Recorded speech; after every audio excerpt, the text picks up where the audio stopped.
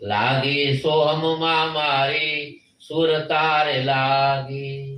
બાપુના ભજન તમે વાણી પ્રકાશમાં જોઈ લો, 5 ભૂમિકા એનું નામાસણ આવી જાય. આ મહાપુરુષની અજાયબી છે, જ્યાં ઉભા છે ત્યાંથી બોલે છે. પછી આગળ કાંઈ જવું કોઈને જરૂરી નથી. કોક અભ્યાસ કરી અને 6ઠી 7મી નો અનુભવ કરે, પણ એ બહુ ખાસ જરૂરી નથી હોતું મહાપુરુષને. પણ બાપુએ કીધું બહુ આમાંથી હું ફાયદો છો કે જળ અને ચેતનની મારે જે ગ્રંથિ હતી તૂટી ગઈ. હવે તમે બેઠા એ બધા એને ખબર છે જળ હું છે ને ચેતન છે. હું કોણ છું? પરમાત્મા. અને હું કરવાથી મારે અનુભવ થવાનો એ ખબર છે. આમાં કોને ખબર નથી કામ છે ભજનમાં નડતરૂપી છે? આમાં કોને ખબર નથી લોભ છે દુઃખદાયક છે? આમ બધાને ખબર છે. હા, પણ મણિરામ બાપુએ કીધું જાણવા છતાં તું કેમ જોજું લે. હા, પણ એનો કોઈ ચિંતા કર્યા ખબર તો પડી ને. જેને ખબર પડી એનો તૈણે કાળમાં નાશ નથી.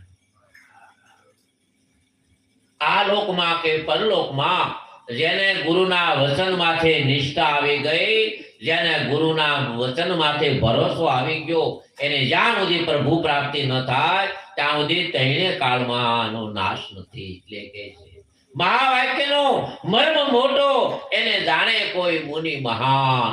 મહાવાક્યનો મર્મ તો એ જાણે છે જે સાધન કરતા કરતા, સત્સંગ કરતા કરતા, સેવા કરતા કરતા જે પરમાત્માના દ્વાર સુધી પહોંચ્યા છે. આપણે તો કાયમ બેલ ઉપરના પાદરમાં પૂછીએ મારે ખારી જવું છે, મારે બગડાને જવું છે, પણ ઈ ખારી શું છે, ઈ બગડાણાનો રસ્તો શું છે એ તો ખબર અનુભવી છે. કોને ખબર છે? અનુભવી. જળ ચેતનની સૂટી ગ્રંથિ પોતે સાક્ષી છે પ્રમાણ.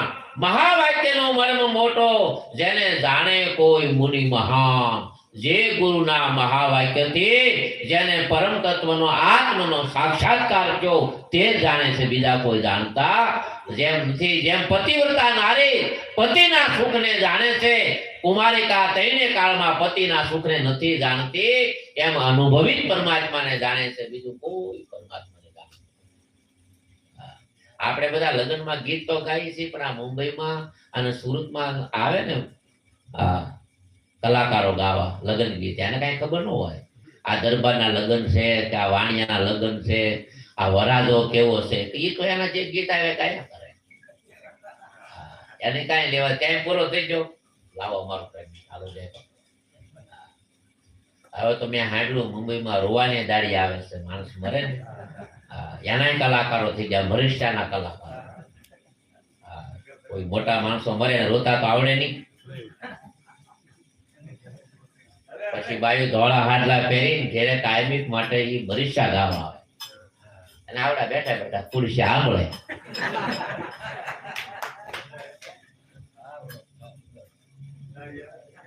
મને તો એ વાતનો બહુ આનંદ છે કે લાલબાઈ સાહેબ બ્રહ્મનિષ્ઠ બ્રહ્મસોત્રી, મનજી સાહેબ બ્રહ્મનિષ્ઠ બ્રહ્મસોત્રી, ભાણ સાહેબ આગળ તમે જે ભાણ સાહેબ નું ભાઈ ભજન બોલ્યા ને, એ ભાણ સાહેબ રવિ સાહેબ ના ગુરુ ભાણ સાહેબ.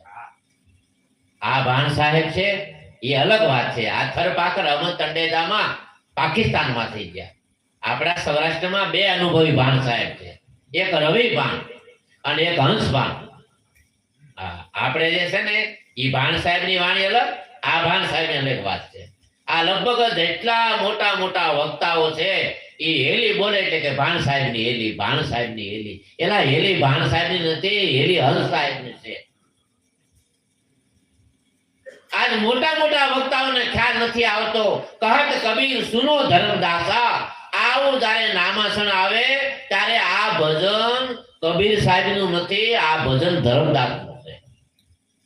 અને જ્યારે જ્યારે એવું નામાસણ આવે ભાણરે કહે હંસદાસ ને, ત્યારે એ ભજન હંસ સાહેબ નું છે, ભાણ સાહેબ નું નથી. હા, ભાણ સાહેબ નું જયારે આવે ને ત્યારે માથે મોતીરામ સાહેબ નું નામ આવે. સમજાઈ ગયો હતા કે? પણ આ લોકોને એનો ખ્યાલ આવી તો નથી, કારણ કે એ તો અનુભવી ગુરુ જો હોય તો એને ખ્યાલ આવે